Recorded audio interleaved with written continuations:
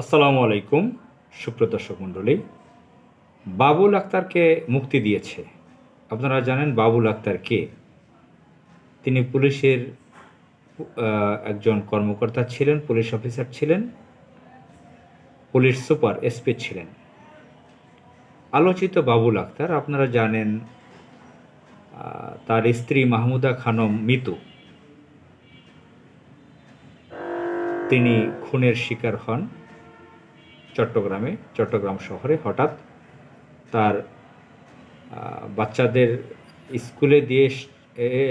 স্কুলে দিয়ে বাসায় ফিরছিলেন সম্ভবত। হঠাৎ দিনে দুপুরে তাকে গুলি করা হয়। অত্যন্ত হৃদয় বিদারক ঘটনা। একজন মাকে এভাবে নির্মমভাবে পৃথিবী থেকে বিদায় করে দেওয়া হলো। তার বাচ্চাদের কেমন অবস্থা আমরা জানি না। এই ঘটনার পর ঢাকা থেকে জরুরি অবস্থায়, ঢাকা থেকে না অন্য কোথাও ছিল, বাবুল আক্তার হেলিকপ্টারে করে গিয়েছিল চট্টগ্রামে। সে কান্নায় ভেঙে পড়েছিল তার স্ত্রীর মৃতদেহ দেখে। আমরা মিডিয়ার কল্যাণে এসব দেখেছি, আমাদের হৃদয় ভেঙে গেছে। খুবই মর্মান্তিক ঘটনা। মনে করলেই কেমন লাগে, একজন মা, একজন নারীকে এভাবে শেষ করে দেওয়া হলো। তো এই ঘটনার অল্প কিছুদিন পরেই আওয়ামী লীগ সরকার এই স্বয়ং বাবুল আক্তারকেই আসামি করে। তারা নাকি গোয়েন্দা সংস্থা দিয়ে দেখেছে তার স্ত্রী মাহমুদা খানম মিতু,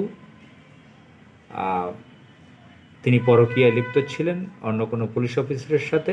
বিভিন্ন ধরনের ঘটনা শুনেছি, সেটা কি ঘটনা না কোনো বানানো গল্পের স্ক্রিপ্ট। আওয়ামী লীগ সরকার তো বিভিন্ন সময় বিভিন্ন স্ক্রিপ্ট তৈরি করে ছেড়ে দিত, নাটক, সিনেমা, ড্রামা, থিয়েটার, যেটাই বলেন না কেন, বিভিন্ন স্ক্রিপ্ট তারা লেখাতো তাদের গোয়েন্দা সংস্থা দিয়ে, বিভিন্ন লোক দিয়ে, সেগুলো ছেড়ে মিডিয়ায় সেভাবে তৈরি করত। আসলে আমরা বুঝতে পারছি না সে আসলেই বাবুল আক্তার কি নির্দোষ বা নির্দোষ না। তো এই মাহমুদা খানম মিতু, তারই শ্বশুর, তার কন্যা সন্তান চলে গেছে। সে তো আসলে সরকার যদি বলে এই ধরনের আপনার মেয়ের স্বামী, আপনার মেয়ের জামাই এই কাজ করছে, বিশ্বাস করতেই পারে। জানি না তাদের ভিতরকার অবস্থা পরিস্থিতি কী ধরনের। এখন পরে আমরা জানলাম, বিভিন্ন মাধ্যমে আমরা শুনতে পেরেছি যে বাবুল আক্তার আসলে এখানে জড়িত না। সরকার নিজেই, আওয়ামী লীগ ফ্যাসিস্ট অবৈধ সরকার নিজেই এই কাজটা করেছে তার স্বার্থের কারণে। কোনো কারণে বাবুলের সাথে সরকারের কথার মিল ছিল না, কোনো অমিল হয়েছিল, তাকে পৃথিবী থেকে সরিয়ে মিল ছিল না, যার কারণে তার স্ত্রীকে এরকম ঘটনা করে তাকে ফাঁসিয়ে দেওয়া হয়েছে। সরাসরি একজন পুলিশ কর্মকর্তাকে তো এভাবে করা যায় না। হঠাৎ করেছে তো অনেক কিছুই করেছে, এই ব্যাপারটা হয়তো এটা করে নেয়। তো যাই হোক, এটা যখন জানাজানি হয়েছে বাবুল আক্তার এটা করে নেয় কয়েক বছর জেল টেল খাটার পরে, এটা যখন একটি অনুসন্ধানী রিপোর্ট আসলো, আমাদের এক সাংবাদিক ভাই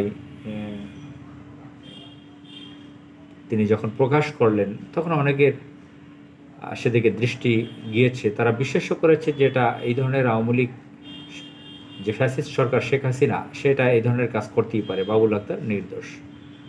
জানি না, মহান আল্লাহ তাআলা জানে। আর এটার ভালো আরও তদন্ত হওয়া দরকার। এই বাবুল আক্তার জামিন হয়েছে তার, তিনি কারাগার থেকে মুক্তি পেয়েছেন। আজ বুধবার সন্ধ্যায় তিনি চট্টগ্রাম কারাগার থেকে মুক্তি পেয়েছেন। এটা বিভিন্ন গণমাধ্যমের নিউজ খবর। তিনি যদি নির্দোষ হয়ে থাকেন, তাহলে তাকে ক্ষতিপূরণ দেওয়া দরকার।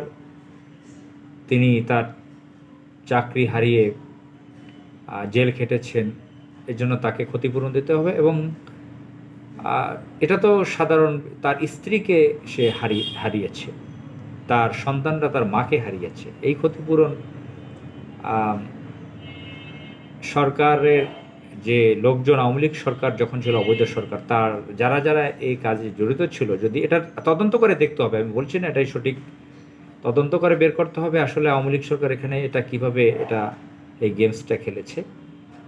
যারা তার সঙ্গে যুক্ত ছিল তাদের বিচারের মাধ্যমে রক্তের বদলা রক্ত সেটা নিতে হবে, এবং বাবুল আক্তারকে মোটা অঙ্কের ক্ষতিপূরণ দিতে হবে, তার কাছে ক্ষমা চাইতে হবে। আসসালামু আলাইকুম।